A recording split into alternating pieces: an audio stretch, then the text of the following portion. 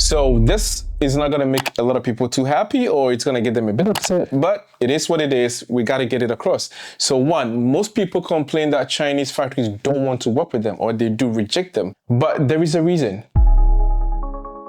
Chinese factories don't just like rejecting you for no reason. I mean, think about the concept. The only reason these factories are set up is to produce items to sell. So the notion that they would not want to sell to you is just ridiculous. The point is, you just don't understand how they work, the signals they look for, and they have a scoring system, right? You are on that system, and you need to understand, you need to send them the right signals for you to get to the top of that system. So if you've spoken to a Chinese factory and you think you did all the right things, right? You were very confident in your negotiations. You sent them all the specifications. Everything was super clear. There was, starting date, production date, there was delivery date, and they still rejected or did not respond to your messages, then that is not a communication issue. That is a signal issue. You sent bad signals to the factory. So by the end of this video, the reason I'm making this video is for you to know the 4 real buyer signals that Chinese factories track. And it's not what you think they track. And in the very end, I'm going to give you the one behavior that if you show the factory would give you a bump, hopefully to tier 1. Now, everything I covered in my last videos, the silence, factories going silent on you, the ranking system, tier 1, 2, 3, it all comes down to one thing. That is the predictability signal. Because factories do not reward your tone. It's not about how eloquent you are. It's not about how confident you sound. They reward patterns that show trust. Signal 1 will be about the volume direction. This is not about size. It's not about how big or how huge your order volume is. It's about how consistent and how predictable you are. Because what factories do track is how stable, how consistent your order is. If your order fluctuates every now and then, if your order is not stable, if your order is very erratic, they will not work with you for long. Think about it as you've been in a relationship. It's the same thing. You would want to know where your partner or where your boyfriend, where your girlfriend is, right? If they say they are at work, you need to be able to trust that they are at the office, they are at work. But if they tell you they're at the office and you find out they're not at the office, they tell you they're going to the gym, you find out they did not go to the gym, how are you going to feel about it? It's the same thing with Chinese factories. If you're predictable, if you're consistent, they would love to work with you. If your order every month looks like a sine wave, that makes you a liability. You're not a priority to them, because you may be able to order a small volume. Let's say you order 100 units per month. As long as you're predictable, you're consistent, you're stable, they love that. They know every month we need to provide or we need to produce 100 units for this client. But the opposite is a big red flag. You might be able to order 100K units per month, but if you're not very consistent, if you're not predictable, that would not make them want to work with you longer. If you say in the beginning or when you started your communication, I'm going to be able to order 100K units per month. Now, I understand, you understand that things change, right? You don't control the market. But if you say 100K a month, January 100K, good.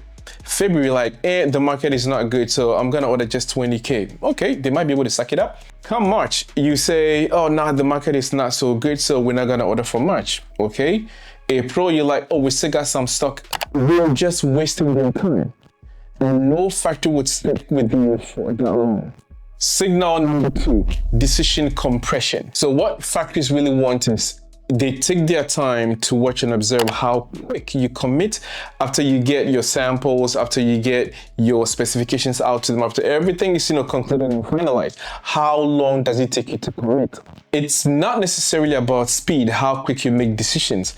It's more about how fast do you send them a feedback when they need very important decisions for them to move forward with production? So this is where the tier system comes in. If everything is done, you get an email, you get a text message, and they need a decision to help them do something and move forward in the production of your product. An example I can give you about that is, let's say buyer A.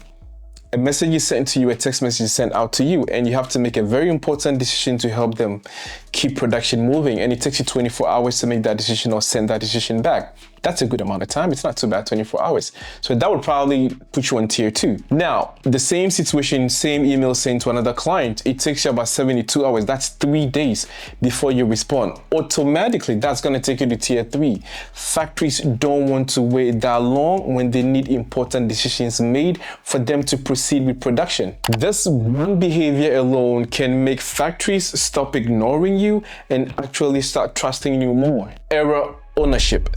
Now, if there's a problem with the product, who reacts and who gets too emotional about it? Now, good factories do not make bad products on purpose. You gotta understand there's always gonna be some problems, right? It's business. So if you receive a broken product or you receive broken packaging, all you have to do is take pictures, take videos, send them back to the factory and try to resolve it, depending on what's stipulated in your contract. Don't get too emotional, angry, call the factory, saying all kinds of stuff they don't want to hear, acting all unprofessional.